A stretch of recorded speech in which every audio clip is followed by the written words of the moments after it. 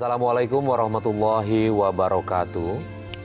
Selamat pagi pemirsa Tawakal yang dirahmati Allah Subhanahu wa Ta'ala. Pemirsa, masalah memang selalu ada dalam kehidupan, tapi bukan berarti kita menghindar dari masalah itu. Serahkan semua masalah yang ada dan kita harus bertawakal kepada Allah Subhanahu wa Ta'ala. Pemirsa, alhamdulillah di studio sudah bersama kami Ustadz Syarif Rahmat. Assalamualaikum Pak Ustadz. Assalamualaikum warahmatullahi wabarakatuh. Terima kasih Pak Ustadz sudah hadir bersama kami di Tawakal. Dan pemirsa, selain Pak Ustadz juga sudah bersama kita narasumber bernama Ibu Juju. Assalamualaikum Ibu Juju. Waalaikumsalam. Gimana kabarnya, sehat? Alhamdulillah sehat. Syukur alhamdulillah. Ya udah. Ibu datang ke kita katanya mau cerita ada masalah sama kehidupan Ibu ya. Iya betul. Iya, Mas. boleh silakan aja langsung cerita. Kenapa Ibu merasa Ibu sepertinya hidupnya kurang sempurna? Begini Pak Ustadz, Ya. saya semenjak dari kecil itu saya korban dari perceraian orang tua. Setelah itu saya dibesarkan oleh nenek saya. Setelah saya besar itu, saya datanglah kedua orang tua saya dengan bapak tiri saya. Saya akan dijodohkan. Terus kemudian Ibu dipaksa menikah, artinya begitu? Iya. Tidak kenal siapa calon suami Ibu? Tidak. Tidak kenal, tidak ada proses pengenalan sebelumnya? Saya kayaknya udah terpaksa begitu, tidak ada toleransi lagi dari orang tua. Ya, setelah itu saya ngikutin apa kata orang tua itu, saya ikutin, saya menikah dengan suami saya yang pertama ini. Terus kemudian gimana kehidupan rumah tangganya Ibu? Dia itu orangnya cepat marah, cemburu. Temperamen orangnya? Iya. Yang kecil dibesar-besarkan.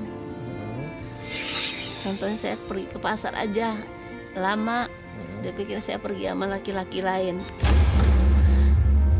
Oke, Pak Ustadz, suami Ibu ini yang pertama cemburuan nih Pak Ustadz nih. Gimana cara nanganinnya yang baik untuk seorang suami yang pencemburu?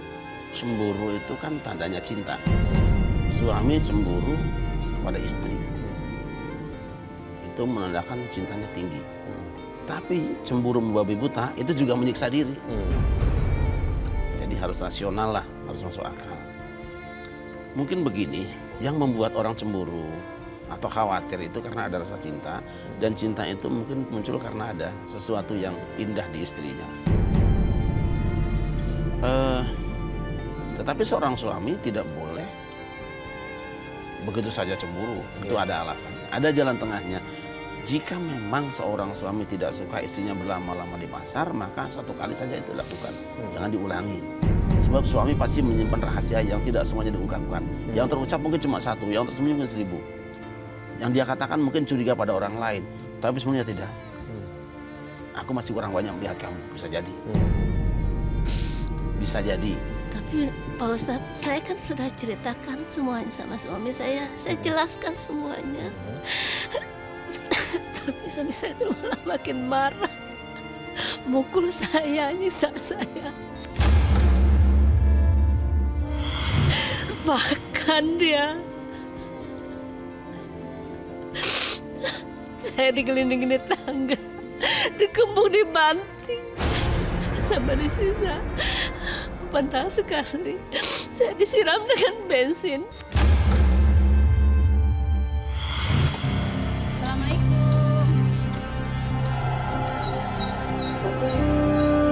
Dari mana aja kamu? Kamu kenapa sih, Mas? Kamu tahu aku dari pasar. Dari pasar. Terus dandanannya cantik banget kayak gini. Pasti kamu ketemuan kan sama cowok lain?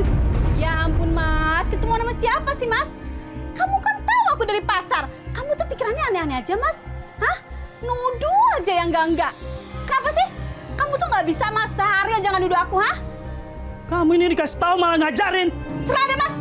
Capek aku, Mas. Debat sama kamu terus. Apa kamu bilang? Kamu bilang capek? Dasar istri nggak tahu diri.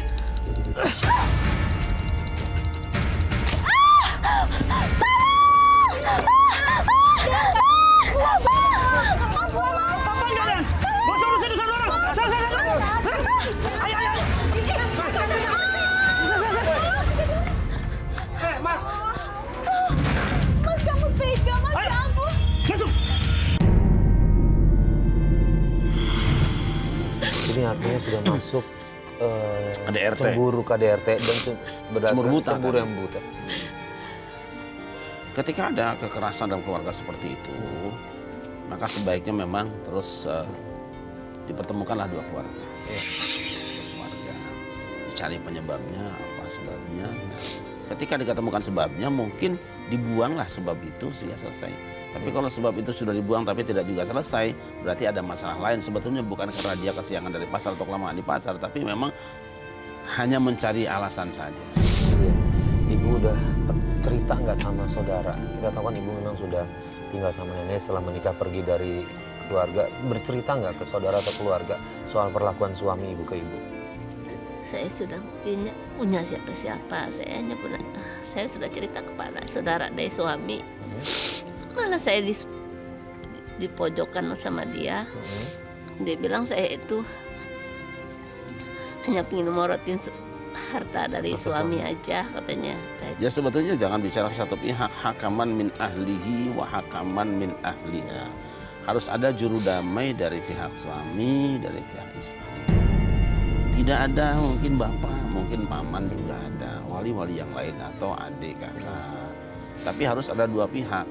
Jangan dibiarkan suami istri ini menyelesaikan masalahnya sendiri.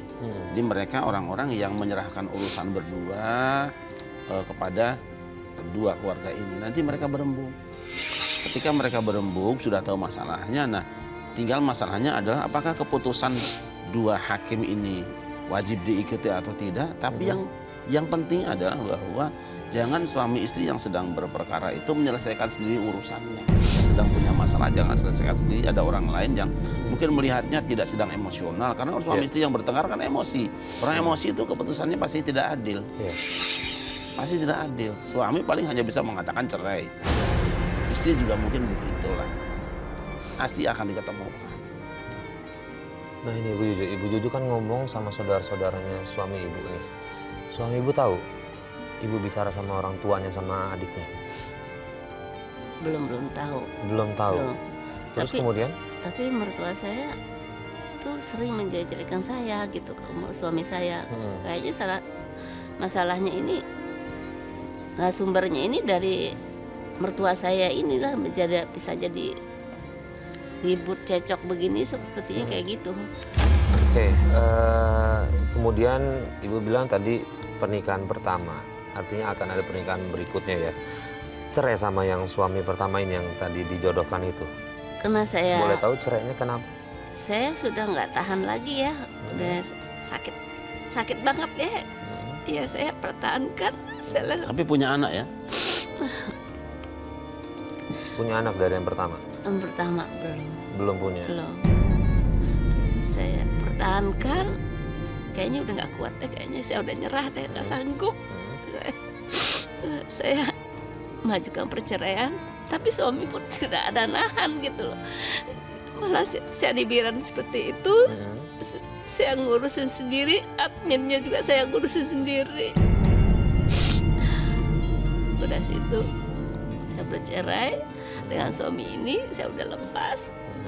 Udah ada berapa tahun kemudian saya ketemu lagi pria mau ngelamar saya menikah dengan dia. Setelah saya nikah itu ya gimana ya, dia tuh kerja sebagai seorang security, tapi dia itu selalu memorotin saya. Sebentar, morotin ibu memang ibu bekerja sebelumnya juga sudah punya pekerjaan setelah bercerai. Kebetulan saya itu buka usaha salon, saya punya karyawan salon. Artinya setelah bercerai ibu sudah mapan ya? Iya betul. Menikah dengan si pria ini ibu sudah mapan. Iya betul. Oke, terus kemudian Ya saya selalu dimanfaatkan dengan suami saya, dimintakan uang. Saya saya ada karyawan di situ. Ternyata malah suami saya ini selingkuh dengan karyawan ibu. kawan saya itu sendiri. Mas bener ya? Iya, Pokoknya sayang. aku tunggu loh. Ya, aku janji bakal nikahin kamu, Terima sayang. kasih Mas, baik deh. Pokoknya aku pengen gede. Iya, sayang. Ngapain, ha? Peluk-pelukan sama dia, ha? Mas, Ini nggak seperti yang kamu kira, Bu. Maksud kamu apa? Kamu tahu, Mas, kamu butuh diri ya. Aku tiap hari, Mas, ngasih duit sama kamu. Ternyata buat dia, hah? Kamu cewek nggak benar. Ampun, Mbak. Ampun. Kamu tahu dia suami saya. saya minta maaf, Mbak. Maaf, kamu kira saya Tuhan, hah? Ngasih kamu maaf. Tolong maafin saya, Mbak. Sekarang kamu jujur sama saya. Kamu hamil sama dia, hah? Dasar kamu cewek nggak benar. Sabar. Mas, Sekarang juga saya minta cerai. Oh, gitu. Iya. Oke, kita cerai sekarang, Bu. Sekarang kalian berdua pergi dari rumah saya. Ingat ya. Pergi. Kita cerai. Oke, Pak Ustadz, awalnya dia merasa sudah menemukan pria yang tepat. Dari segi agama menurut dia kuat, pekerjaan juga ada, tapi walaupun pendapatannya jauh di bawah Ibu Juju, tapi ternyata mendapati bahwa suami keduanya ini selingkuh sama karyawatinya nih Pak Ustadz. Ibadah itu sebetulnya kan pembentukan akhlak. Di sini kita bisa melihat bahwa tidak semua ritual seseorang, ibadah seseorang itu bisa melahirkan akhlak yang baik. Tidak semua pohon itu bisa menghasilkan buah. Buah ibadah itu ya takwa, akhlak. Nah, buktinya suami yang selama ini dikenal ahli agama, rajin ke masjid, rajin sholat, nyatanya kalau malah seperti itu akhlaknya. Itu menunjukkan bahwa beliau rajin ritualnya, tapi tidak melahirkan kedalaman spiritual dan perbaikan moral. Maka itu juga penting ketika kita bertemu seseorang, tidak langsung mudah jatuh cinta begitu saja. Lihat lingkungannya, di kebun mana dia tuh. Jangan langsung hanya ketemu satu orang, kemudian kita ambil kesimpulan dia baik. Baik itu harus dilihat dari mana-mana. Lingkungannya tanya, di kantornya ditanya, pergaulannya juga ditanya. Karena apalagi sekarang itu banyak sekali orang yang pandai tampil dengan busana kesalehan, tapi kesehariannya betah dengan kesalahan. Itu banyak. Mungkin di sisi ini Bu Juju tidak sempat mengorek latar belakang keluarga, lingkungan, kesehariannya. Maka itu di dalam Islam ada yang namanya khitbah. Tunangan itu untuk menuntaskan itu. Tenggang waktu yang sedikit itu bisa untuk melihat-lihat seperti apa seseorang sebenarnya. Ibu dari suami kedua sudah punya anak? Saya punya anak 2. Punya anak 2 dari suami yang kedua. Iya. Nah, suami yang kedua ini sama karyawati ibu ini melakukan hubungan badannya di bawah pernikahan atau tidak? Belum nikah. Di luar. Tepatnya apa yang dilakukan sama Ibu Juju ini Pak Ustadz, meminta cerai? Dalam syariat seorang manusia yang sudah muhsan, yaitu yang sudah menikah, laki-laki atau perempuan, ketika berzina hukumnya itu dirajam sampai mati. Maka ketika sang suami itu berzina dengan pembantu tadi, haknya itu dia dirajam sampai mati. Jika itu ditegakkan, otomatis sudah kehilangan suami. Maka mempertahankan hidup dengan seorang pezina itu tidak baik. Tidak baik. Itu apa yang dilakukan ibu dengan memberikan pilihan antara, sebetulnya itu juga agak kendor, milih itu agak kendor. Tapi misah itu lebih tepat sebenarnya. Karena kita akan terus hidup dengan anak-anak yang dibayangi oleh perilaku ayah. Sudah benar. Dan untuk saat ini Ibu single parent atau punya suami sekarang? Saya punya suami lagi, yang ketiga. Boleh tahu ketemunya di mana? Kalau itu dia ngakunya orang pesantren ya, lebih mendalam agamanya, lebih dalam lagi ya. Ini yang ketiga ini? Ini yang ketiga. Iya, yang ketiga. Lebih santri lagi, biaya sosialnya juga lebih tinggi. Ya, peduli dengan lingkungan, agama. Lama-lama saya setelah setahun saya menikah dengan mereka, saya ada keganjilan gitu. Apa itu? Apa? Keganjilan itu ada semacam ritual gitu ya. Di rumah ada kamar yang dikhususin gitu, tidak boleh ditempatin. Saya kayaknya ada curiga, ya saya masuk ke ruangan itu kayaknya serem. Ibu Itu Kak, terjadi yang aneh-aneh gitu. Udah sempat nanya belum sama suami? Karena kan kita nggak bisa cuma dari sekedar ngelihat benar atau tidaknya, udah sempat nanya sama suami. Dia bilang itu jangan ganggu. Karena itu buat naruh tempat usaha kita, dia bilang. Supaya usaha kita, toko kita laris. Katanya, kamu jangan ganggu tempat itu, jangan dibuka. Gitu, saya. Tempat itu menyeramkan atau lebih kepada ritual Kalau boleh tahu, keagamaan? ya isi-isinya apa di kamar Isinya itu? apa aja nih? Saya tidak boleh buka. Tapi kalau dari ibu yang ngelihat, ngerasa itu nggak ada urusan, nggak ada hubungannya sama agama gitu. Bukan tempat berdoa kah Ya atau kita kan tempat tidak dia- tahu, jangan-jangan itu makanya. kan soma'ah, itu Betul. mungkin tempat berzikir, ibadah khusus gitu. Kan Dari kita mana tidak ibu tahu. bisa menyimpulkan kalau itu menyeramkan gitu? Saya menyeramkan itu nggak boleh dibuka. Dan tiap malam itu kayaknya di kamar itu ada terjadi yang heboh gitu, yang aneh-aneh, jeritan yang aneh-aneh, tangisan yang aneh-aneh. Jadi saya sendiri pun juga takut tinggal di rumah. Itu yang menjerit siapa itu? Saya nggak tahu. Oke, gini mungkin Pak Ustadz. Bu Juju mungkin nggak punya bukti kuat apa yang dilakukan sama suaminya. Cuma berdasarkan asumsi aja yang dia ngerasa dia takut. Oke, saya ada 2 pertanyaan nih Pak Ustadz. Satu, misalnya kita berpikir, oke, apa yang dipikirkan Bu Juju ini adalah dia bermain goib. Untuk seorang istri, wajib untuk mengingatin suami nggak Pak Ustadz kalau dia mulai menyimpang ke hal Ya, yang tersebut? wajib Boleh, ya? diingatkan. Dan saya anjurkan Bu Juju bisa baca kitab munajat misalnya. Nanti yang insya Allah kalau sudah kita bawa, baca kalau memang itu adalah tempat ritual iblis atau jin, insya Allah dia akan pergi dengan sendirinya. Atau ada reaksi muncul. Baca Quran, terutama surah Al-Baqarah ya dibaca. Kalau benar di kamar itu ada seperti itu, dia akan hilang dengan sendiri insya Allah. Kita siapkan garam atau air, bacakan itu, kita lemparkan nanti hilang sendiri. Cuman yang jadi pertanyaan saya ada jangan-jangan di kamar itu juga ada orang. Itu dia maksud saya, ada pertanyaan. Itu suaranya kedua adalah perempuan, itu. tak? Iya, Biasanya seperti itu. Saya tidak meramal, saya tidak mendeteksi, tapi dugaan saya ada suara perempuan di situ. Benar, Bu Juju ada suara perempuan di situ. suka ada suara perempuan tuh serem banget, nangis. Nah itu kalau saya bicara sama suami saya itu kalau kamu mau tahu aja katanya. Nah saya itu suami saya.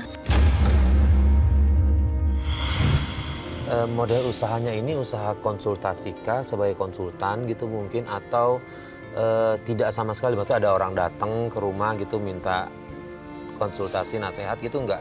Gak ada. Artinya dia di ruangan itu sendiri yang ibu lihat. Iya. Cuma ibu mendengar suara wanita nangis-nangis seperti itu. Iya betul.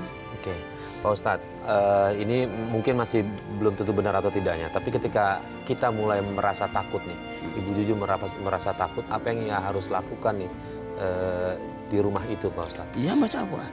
Al-Quran. Baca Al-Quran. Itu Tapi satu-satunya bisa membentengi nanti ya. jika ada kesempatan, undanglah kiai atau ustadz yang mau lah, mau. Tetapi kalau di satu rumah ada kamar khusus buat suami itu tidak rasional. Saya ada kamar khusus, saya ada kamar karena kita ada ruangan, saya nulis, saya baca kitab sendiri.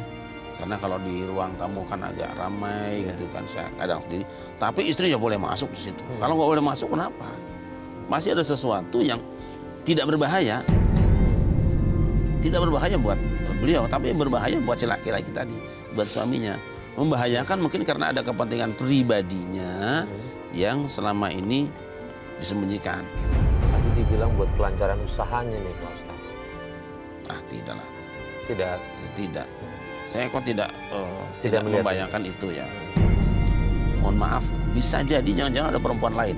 Itu aja kalau saya. Tapi kalau perempuan lain tuh nggak ada pernah keluar. Saya pengen tahu tuh nggak boleh, malah saya kamu katanya. Laki-laki punya cara tersendiri untuk aman dari istrinya. 1001 cara Pak Oh Ustadz. iya. Dia masuk ketika ibunya ke warung atau ngaji. Dan dia pulang pada saat dia juga pergi. Tentu saya tidak buruk sangka dengan itu. Karena menyangka dengan jin juga lebih buruk lagi kan. Tapi kalau benar jin, ibu baca kitab surat Al-Baqarah, akan bereaksi dia. Kalau tidak, manusia itu. Tapi kalau manusia kan mungkin nggak serem, Pak Ustadz. Ini serem banget. Ibu pernah dengar suara setan apa tidak? Ya, ada ketawa, ada nangis. Yang gitu. ketawa itu kan manusia. Tapi yang menangis ketawanya juga manusia. aneh, serem gitu loh ketawa. Ibu juga bisa bikin ketawa yang aneh. Bisa. Terus- Artinya gini. Ada suara minta tolong. Ya, bisa saja itu untuk merubah alibi. Ya. Pindahkan alibi supaya anggapannya itu adalah jin. Bisa. Tapi serem banget Pak Ustadz. Serem Saya banget. serem. Oke gini, Ibu Juju waktu itu nanyanya baik-baik atau memang di ruangan itu Ibu Juju masuk pada saat dia ada di situ? Saya kan pengen tahu itu namanya kamar ditutup ya. Iya, masuk ke dalam. Kita mau dibersihin nggak apa kan, nambah apalagi serem gitu kan. Kita pasti dong pengen dibersihin gitu ya. Salah malah saya didorong.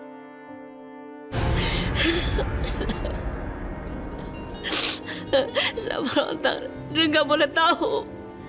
Kalau kamu bandel ini usaha kita bisa tutup. Tapi kan saya nggak mau hal-hal yang lain Pak. Saya takut gitu loh.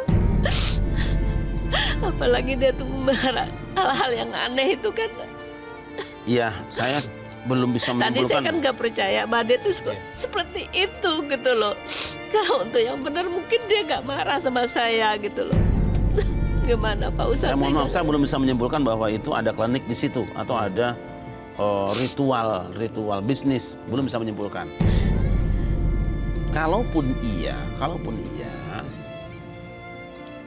apa sih sulitnya membuat suara serem? Bisa jadi itu suara dia sendiri, bisa juga itu suara handphone, bisa itu juga suara orang lain. Sekarang sudah banyak ditemukan kebohongan seperti itu. Jangan cepat menyimpulkan bahwa itu adalah suara setan atau jin. Ingat, jin itu juga kalau mendengar orang baca Quran dia akan pergi. Di tempat yang ada ibadahnya dia akan hilang. Apalagi ustadz kan. Cuma pertanyaan saya, kalau memang dia seorang yang disebut dengan ustadz, ilmu agamanya yang seperti apa? Karena ada juga yang spesialis ilmu-ilmu seperti itu. Ada. Dan banyak yang kayak begitu. Yang penting Pak Ustadz. sekarang ibu mungkin telusuri siapa rekan-rekannya dulu. Siapa teman bergaulnya? Kalau ada teman bergaulnya yang memang urusan klinik seperti itu, mungkin baru mulai kita bergerak di situ. Kita hadapi di situ. Kalau tidak ada, jangan segera memfitnah jin juga nggak boleh kan. Tapi itu Pak Ustadz, dianya itu ya sering teman-temannya itu ya yang pergi kemana gitu satu tempat rombongan. Saya nggak tahu kemana perginya karena saya tidak boleh ikut dan saya tidak boleh tahu. Pokoknya Pembicaraan mereka apa? dia bilang dia ada pertemuan apa gitu di gunung apa gitu. Atau bicara tentang penjualan tanah misalnya sekian ratus hektar. Bukan. Udah. Nggak, dia ada satu perguruan. Jadi dia suka ke sana tuh tiap-tiap malam Kliwon gitu ya, Jumat Kliwon gitu suka ke sana rombongan sama teman-temannya itu gitu loh. Nah itu sudah berapa lama Bu Soti? Di situ ya semenjak saya udah ketahuannya itu sih saya udah setahun saya nikah sama dia itu mulai saya kecium karena temannya sering datang ya. Yang sama juga kamar saya nggak boleh buka. Saya mulai curiga. Tapi selalu saya bertanya, dia mengelak terus gitu loh. Nah, cuman dia bilang ini buat usaha kita, buat modal kita. Selalu kata dia gitu. jawabnya Jawab seperti begitu. Supaya usaha kita maju, biar sukses. Ya, saya curiga gini Pak Ustadz ya. Sekarang kan dia suka beramal, memberi anak yatim, pakai miskin, misalnya dengan uang yang nggak jelas gitu ya, usaha cuman tokoh gitu ya. Tokoh ya besar sih tokohnya, tapi kan istilahnya nggak lumrah lah gitu Pak Ustadz ya. Penting juga ditelusuri apakah berhubungan dengan bank juga. Penting ditelusuri itu.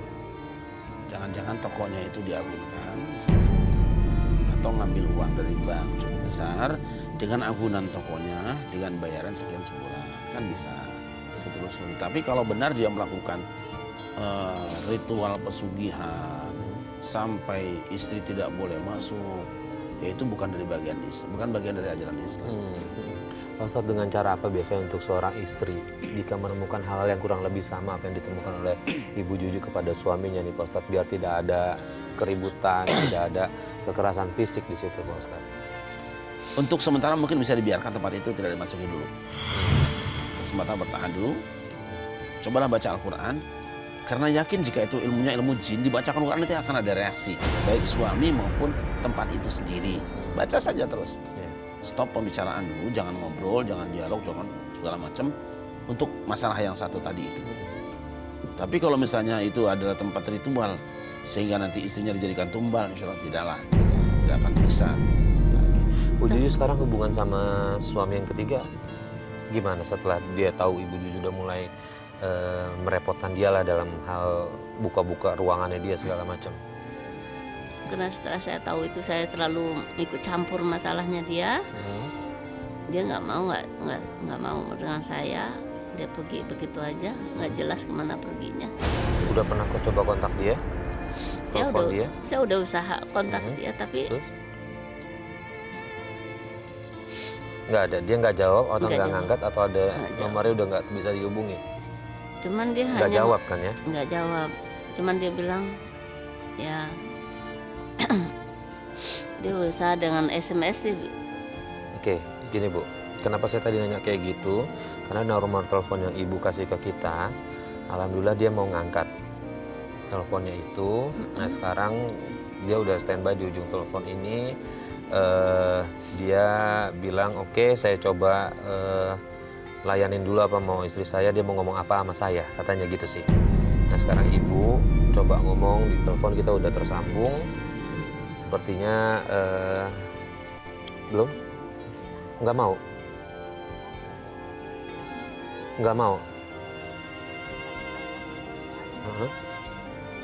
Oke, kita coba telepon lagi ya Bu ya. Ya mudah-mudahan disinilah kesempatan Ibu menyampaikan apa yang Ibu ingin sampaikan ke suami. Mudah-mudahan nanti Pak Ustadz juga bisa menengahi. Ada jalan keluar lah dari ini semua, karena kan semua yang tadi kita dengar masih dugaan sih ya. Pak Ya, Ustadz, ya. baru sebatas sangkaan yang buruk. Ya. Belum tentu yang kita juga buruk itu juga buruk. Ya, kita di sini mau coba nyelesain, nggak apa-apa ya Bu ya. Gimana teman-teman udah? Oke, sambil nunggu belum diangkat, seandainya memang nggak bisa ditelepon, Ibu saya kasih kesempatan coba ngomong ke kamera biar nanti rekamannya kita bisa kirim ke suami Ibu. Silakan. Sudah masuk? Sudah. Coba silakan Bu langsung disapa suaminya. Halo, Halo Mas, ya nih. kamu di mana sih Mas? Kamu ngapain telepon aku, ha?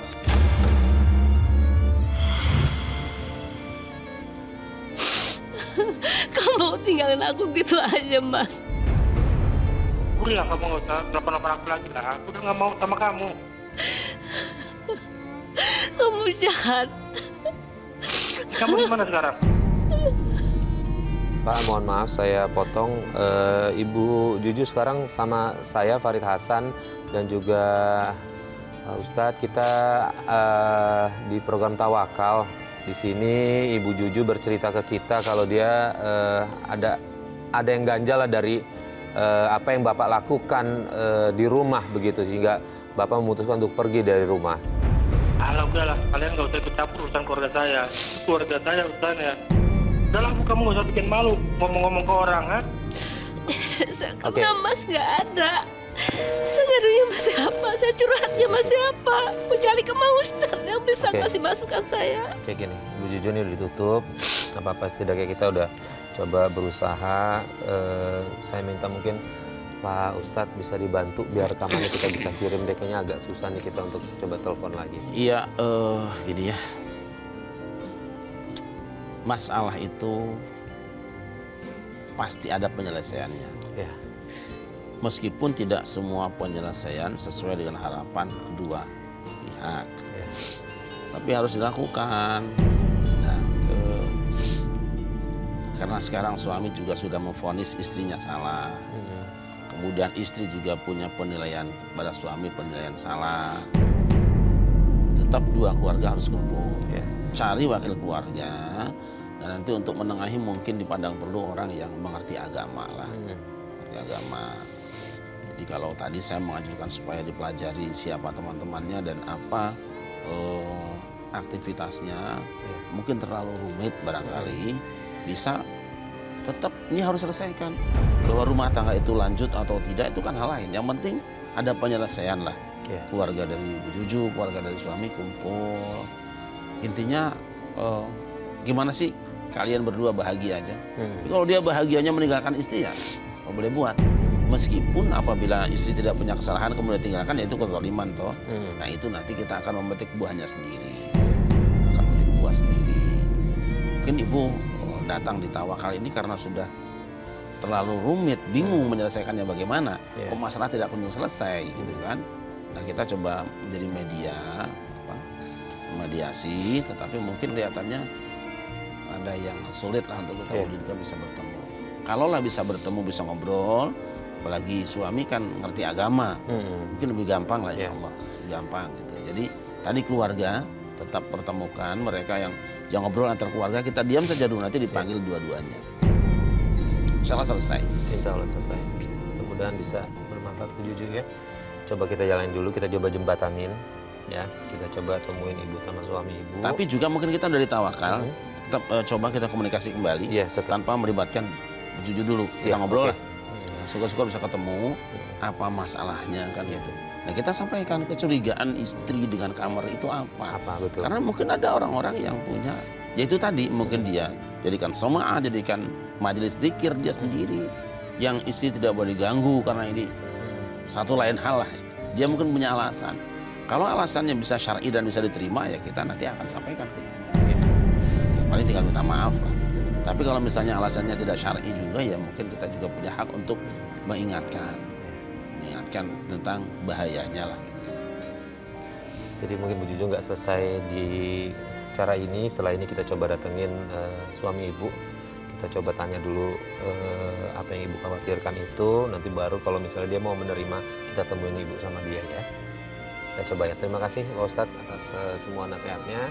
Dan Bu Juju mudah-mudahan walaupun ini tidak menyelesaikan masalah secara 100%, tapi ya insya Allah kalau coba diamalkan apa yang tadi Pak Ustadz bilang, menato hati lebih tenang dulu yang paling penting itu. Terima kasih Bu Juju sudah berbagi cerita dengan kami. Makasih banyak Pak. Ya sama-sama. Ya Pak Ustadz, terima kasih bantuan Ustadz. Dan pemirsa, akhirnya sampai di sini Tawakal. Terima kasih atas kebersamaan Anda. Saya Farid Hasan undur diri. Wassalamualaikum warahmatullahi wabarakatuh. Waalaikumsalam.